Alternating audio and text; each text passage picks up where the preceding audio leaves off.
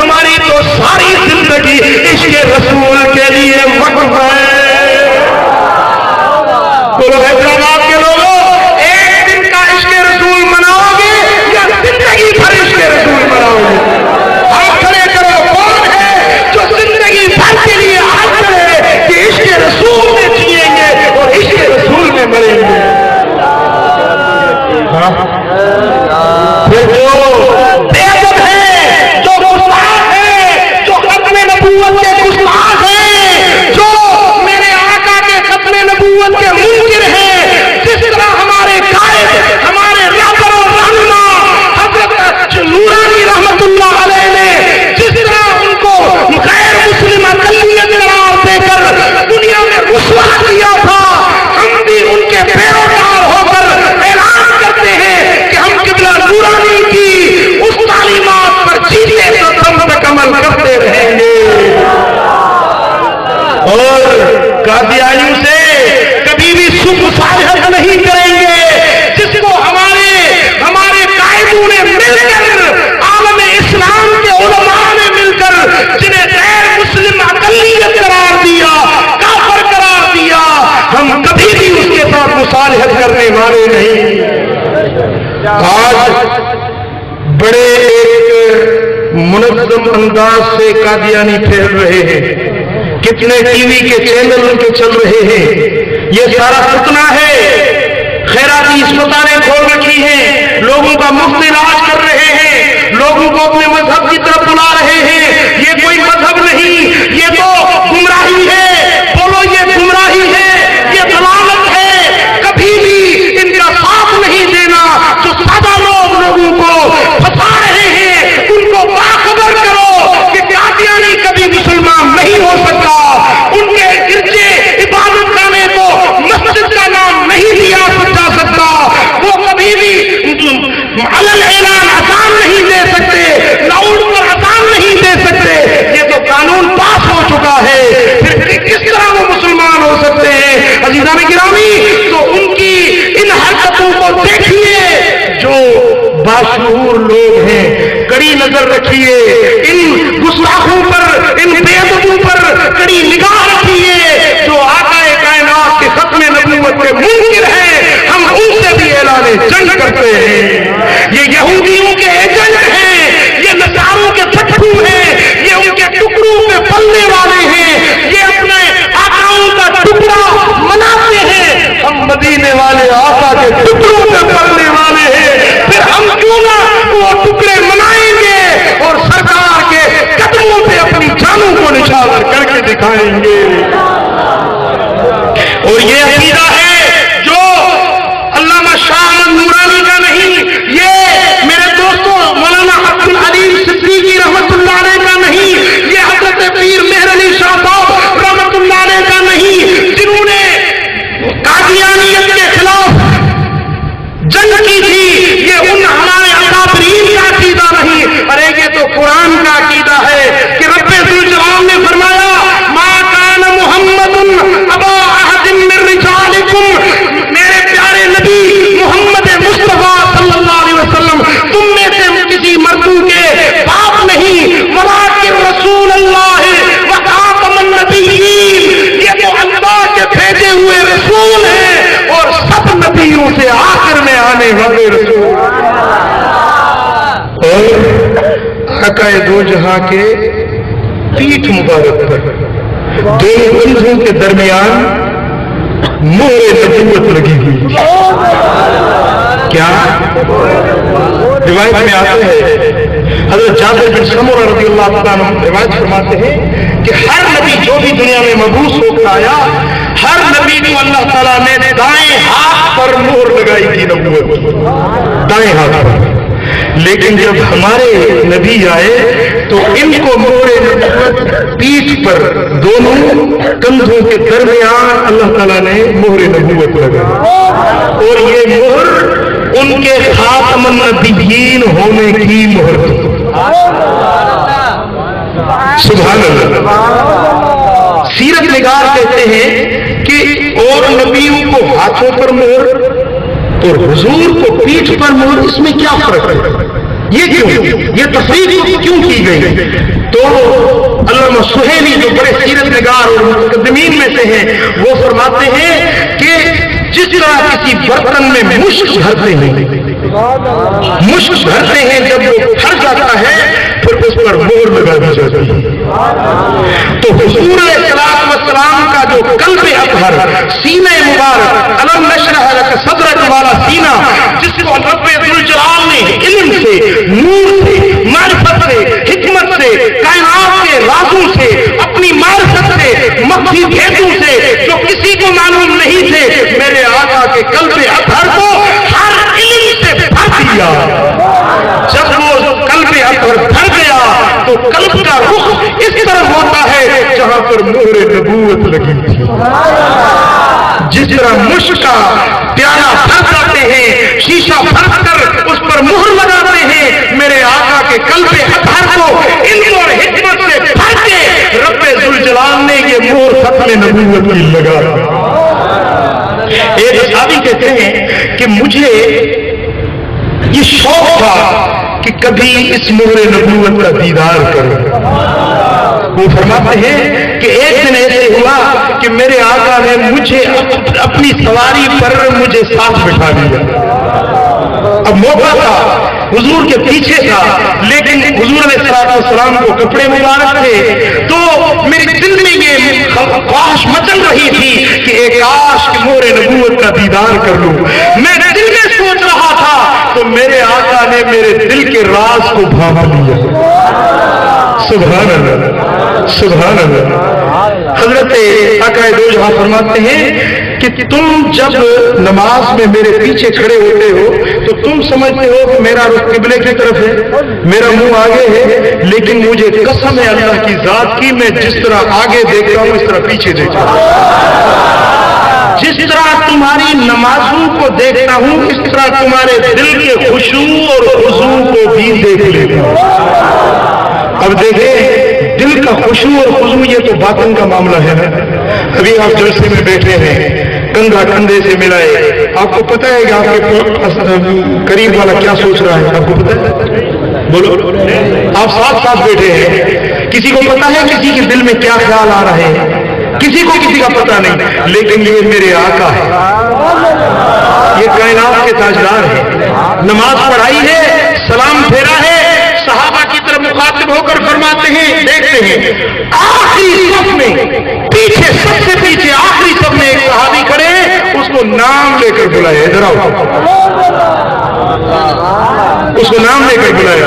آپ نے فرمایا تو سمجھتا ہے کہ میں مصلی پر کھڑا ہوں اور میرا منہ قبلے کی طرف ہے، لیکن خدا کی قسم میں تجھے دیکھ رہا تھا تو نماز صحیح ادا نہیں کر رہا. اب وہ آخری صف میں کھڑا تھا، نہ جانے بیچ میں کتنی صفیں تھی. قربان یا رسول اللہ، آپ کے علم پر قربان جائیں، آپ کے دلوں کے بھید جاننے کے علم پر ہم قربان جائیں.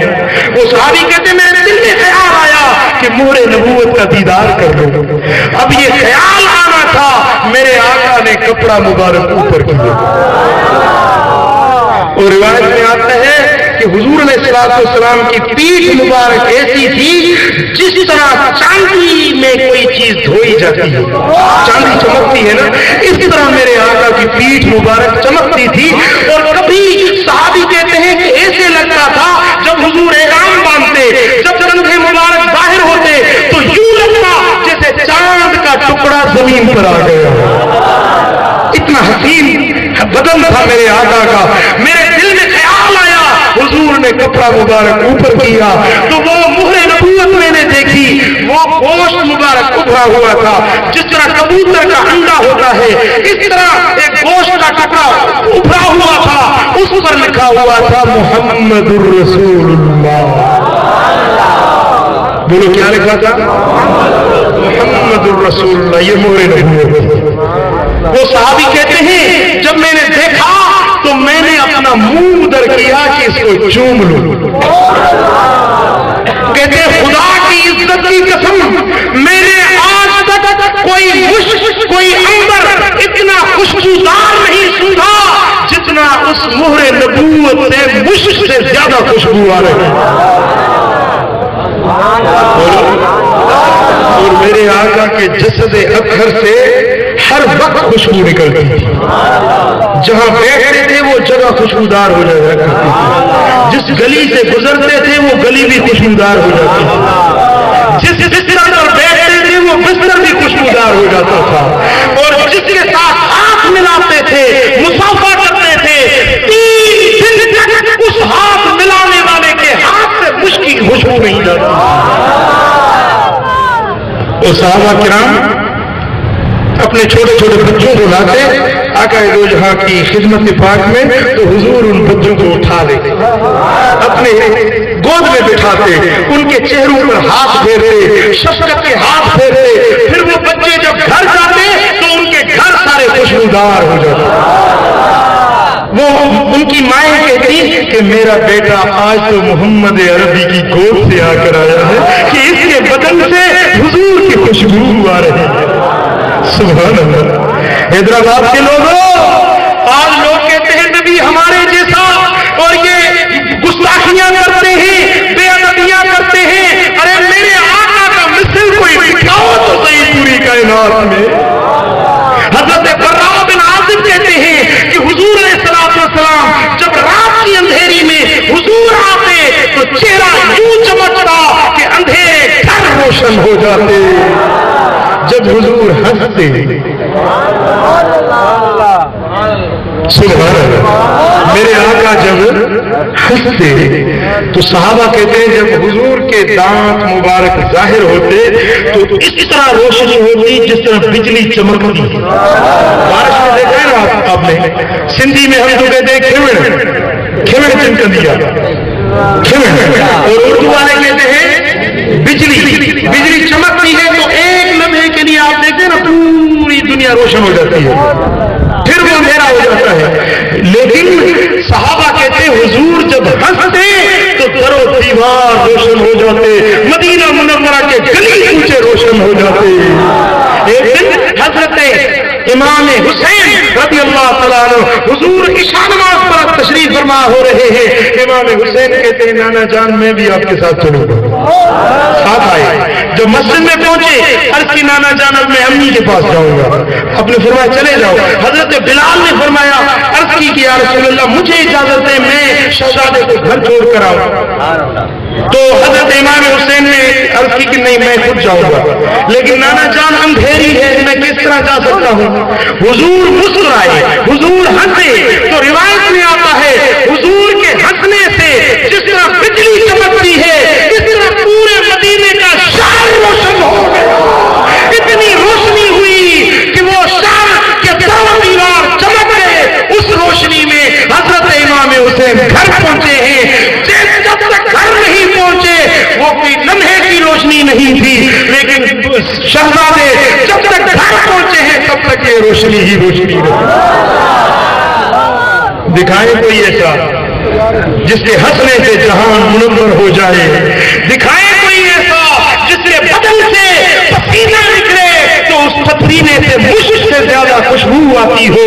عزیزان محترم, جب ماعز اسلمی کو سنسار کی رجم کی سزا دی جا رہی تھی, ایک صحابی کہتے ہیں میں حضور کے قریب کھڑا تھا, اس کو سزا دی جا رہی تھی جس نے زنا کا فعل شریک کیا تھا, اس کو رجم کیا جا رہا تھا. میں حضور کے قریب کھڑا تھا تو مجھے دہشت سی ہوئی, میں کانپنے لگا تو حضور نے مجھے تھام لیا, اور جیسے تھاما تو حضور علیہ السلام کا ہاتھ میرے اوپر آ گیا تو حضور کے بغل مبارک کھلے. تو صحابی کہتے ہیں خدا کی عزت کی قسم جب حضور کا بغل مبارک کھلا تو بغل مبارک سے ایسی چمک ہوئی جس طرح چاند چودھری کا چمکتا ہے.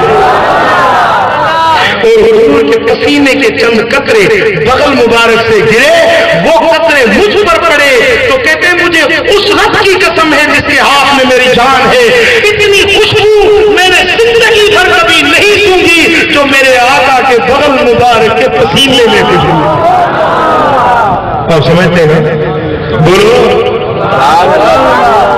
اب کوئی اپنے بغل کو بھی دیکھے, خود نہیں دے سکتے تو آئینے میں دیکھو, اور بدن کا رنگ بھی دیکھو, بغل کا رنگ بھی دیکھو.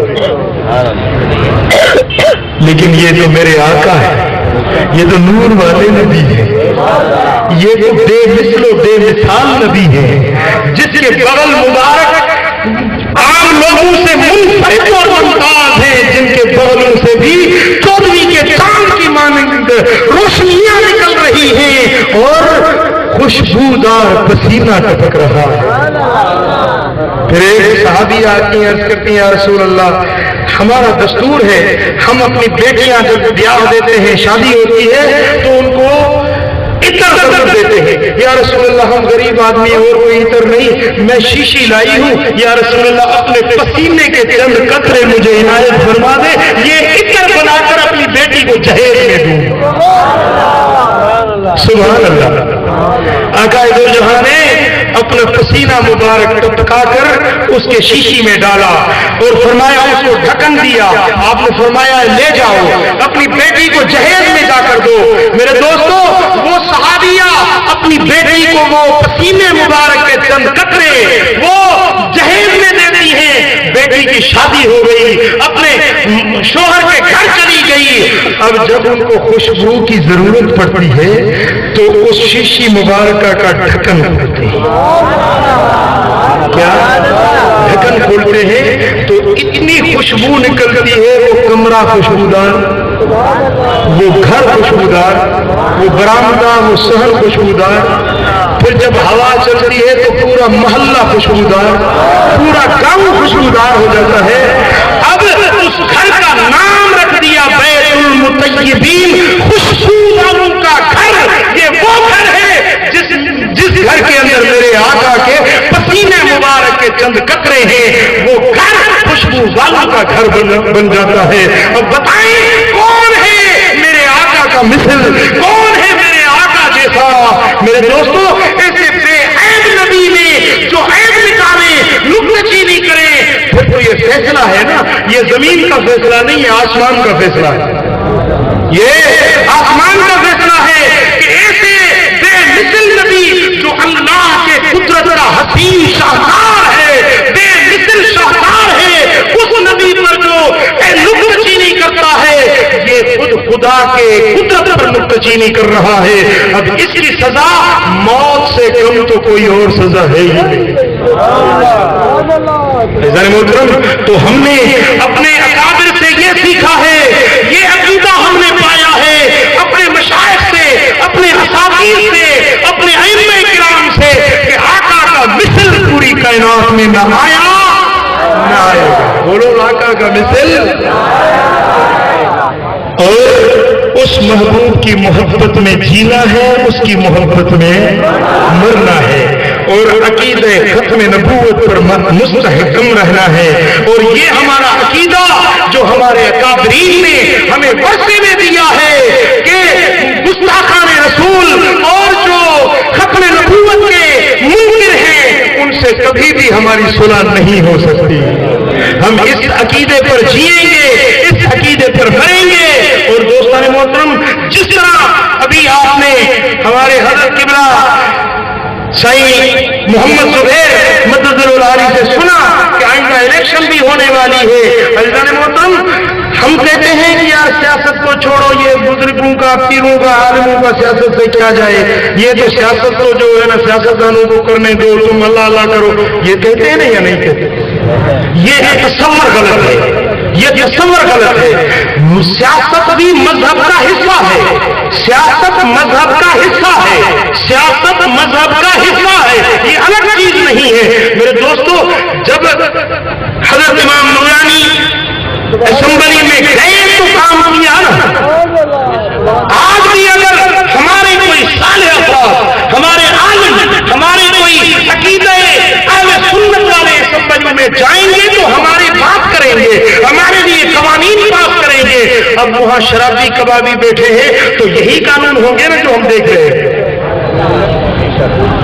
یہی قانون ہوں گے نا جو ہم دیکھ رہے ہیں۔ دوستان محترم تو جمعیت علماء پاکستان یہ جو ہماری سیاسی تنظیم ہے، یہ اہل سنت کی نمائندہ سیاسی تنظیم ہے، ہم نے ووٹ اس کو دینا ہے، JUP کو، جمعیت علماء پاکستان کو ووٹ دینا ہے۔ اور میرے دوستو اس میں ہم جو ہے نا मजहब और ये बात बीच में डालकर पहलू कहीं कर जाते हैं। नहीं, हमारा जो मजहब है वो हमें यही बात सिखाता है कि इक़्तिदार सालिह लोगों के हाथों में होगा, अच्छे लोगों के हाथों में इक़्तिदार होगा तो इंशाअल्लाह अच्छाई होगी।